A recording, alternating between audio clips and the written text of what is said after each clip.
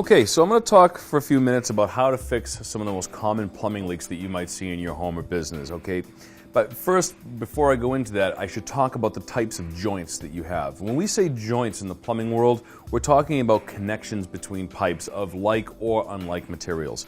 So the most common, one of the most common is what we call an IPS joint. IPS stands for iron pipe size, this being an iron pipe. This is most likely found in gas, which is a no-no, so stay away from it, but this also translates to other pipes too. You could have a brass pipe, all right? Exactly the same as this, which is called a nipple, but this would be made out of brass. That would be found in the water distribution system. Okay, this is a 3/4 IPS steel nipple. You could just as samely have a 3/4 IPS brass nipple. So let's just assume that this nipple is brass, okay?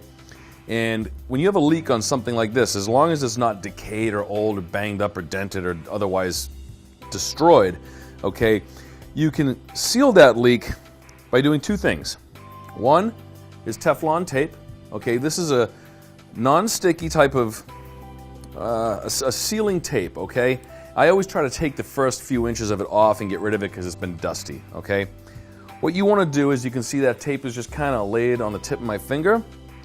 I would take the pipe that I'm going to be sealing and wrap the tape around it 3 times. 1, in the direction of the joint, so turning clockwise. 2, 3. A lot of amateurs and homeowners will try to mummify the threads of these things in tape. It's just not necessary. 3 is the number. Now, that could actually serve, that could be enough, but I also like to use pipe dope, the amusingly named pipe dope, or pipe thread sealant, okay? And again, same as kind of in my video about soldering a joint, you don't need a ton of this stuff. The first three threads are more than enough.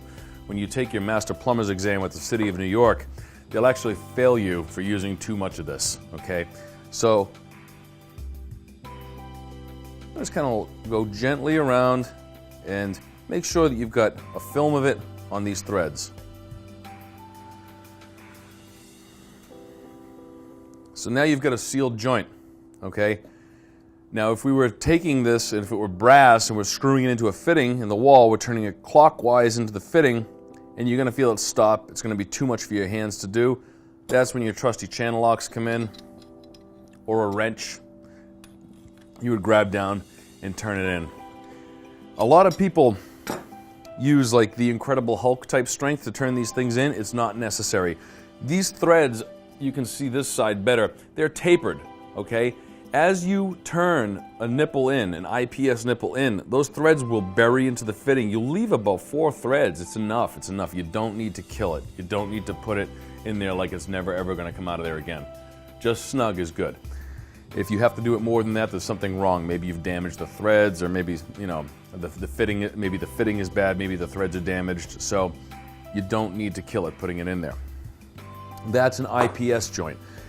Another type of joint that you will see in the plumbing system is a compression joint. Now, a compression joint works on a very, very different mechanism, okay? This here is a 3/8, what we call a 3/8 compression coupling. Coupling meaning it joins 2 sections of 3/8 pipe together, all right? This works on a nut and ferrule system. This is the nut, and this is the ferrule, this little brass ring.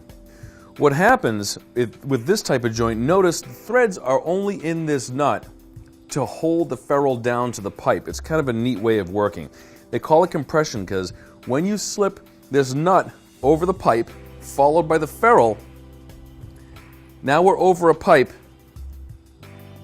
and we're gonna thread it onto this coupling, okay?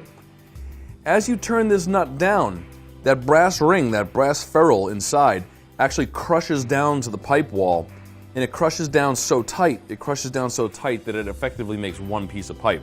Once you crush the ferrule down to the pipe, it's on the pipe forever. If you need to make a repair, you have to get rid of it, cut in another joint, and then fix it that way. But that's another type of joint. So this would be the other side. You'd put your nut over the pipe first, followed by the ferrule,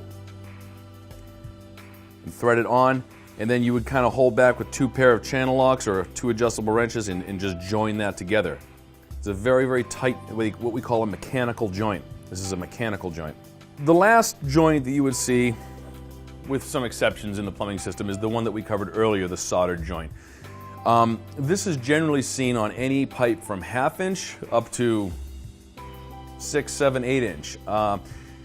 6 or 7, 8 inch pipe is going to be about that wide around, and a lot of times you see a different type of mechanical joint with them as well, but for your purposes doing a home repair, that's going to be completely irrelevant.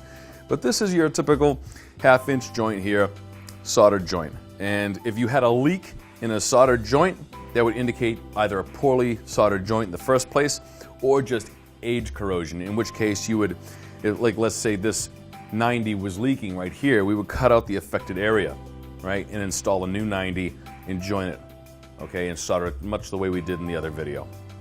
And that is how you would fix a leaking pipe.